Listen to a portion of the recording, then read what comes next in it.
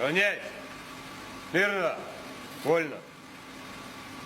Расстановка сил и средств личного состава УГАИ на профилактические мероприятия по городу Сухум.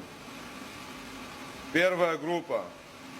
В столице проводятся регулярные рейдовые мероприятия, направленные на обеспечение дорожной безопасности и профилактики соблюдения правил дорожного движения.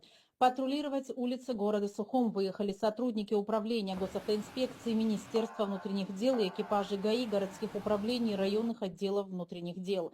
Согласно расстановке, сотрудники ГАИ работали группами на основных транспортных направлениях города с последующей ротацией.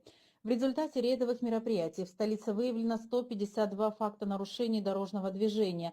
Самые злостные нарушители – это водители, севшие за руль в нетрезвом состоянии. И таковых к административной ответственности привлечено 5 человек, которым выписаны штрафы по 30 тысяч рублей и оформлены материалы на лишение водительских удостоверений сроком на 6 месяцев.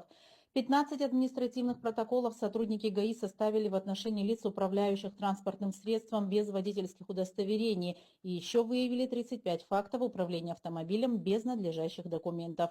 МВД напоминает, что обеспечение правопорядка на дорогах является основным результатом предупреждения дорожно-транспортных происшествий, спасения жизни и здоровья граждан.